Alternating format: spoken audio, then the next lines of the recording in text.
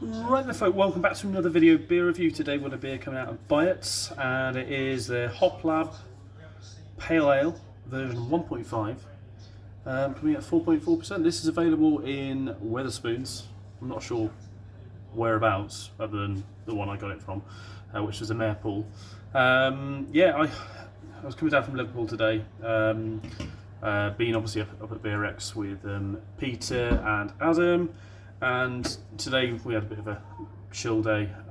We just went to a polo shop, got a load of beers from there, and then on my way back I was like, well, I'll go and get some food. I dropped stuff off here first and then went into Spoons, some bite to eat, and yeah, saw that they had a couple of beers on.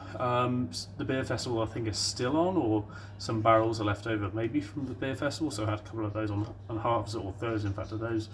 And yeah, this is one of the cans that is available. The other one I think was Oakham Citra T90, which I've had before, so I was like, I'll just pick up this. But I think it's like two cans for £4 something, or 2 cans for £5 or something. So it's not too bad a price really. I think it came out £2.60 or something a can. So thought I'd get it and see what it's like. Might have been more than that, I don't know. So yeah, 4.4%, Centennial, Jester and Mosaic. Byatts Brewery. I used to live right round the corner, like a 5-minute walk from Byatts. I lived in Coventry many years ago now. England games on as well in the back. So yeah, best before 15th of June 2025. So it's got a couple of months left on it. Let's crack it open and see what it's like.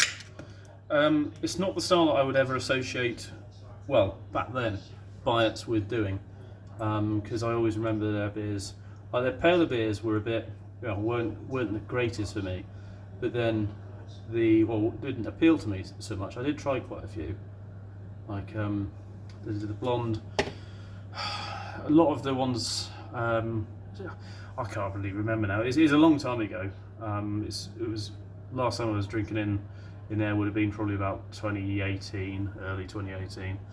And I remember bottles that they did. I remember saying back to them, saying, you know, your bottles are overcarbed, and then just denying it.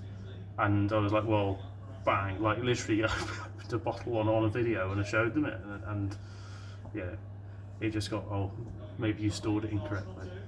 It was always my fault. So then I would drink the dark beers, you know, considering I fucking do this reviewing quite regularly. You know, I then go over and have the dark beers that they have, and the dark beers were banging. Hello. So, talking to the oven. It is a slight haze on it. Just a slight haze and a nice decent amount of carbonation. Nose. Yeah, citrusy, kind of floral, bit of a grassy note. We'll dive in. Cheers.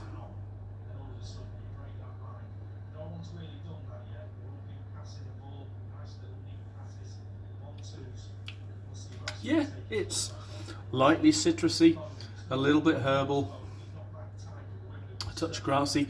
Definitely going down the lines of West Coast Pale here. But yeah, it's just earthy, floral, light citrus. There's not much behind it.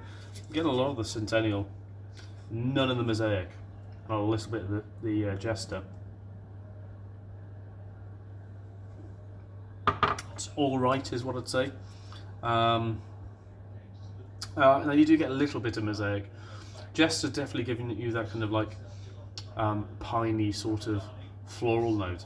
But yeah, it could do with maybe like a little bit of Citra in there just to give it that lift, but it's all right. No, nothing like crazy.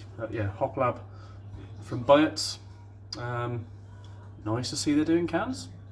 Certainly is. See you next one. Cheers.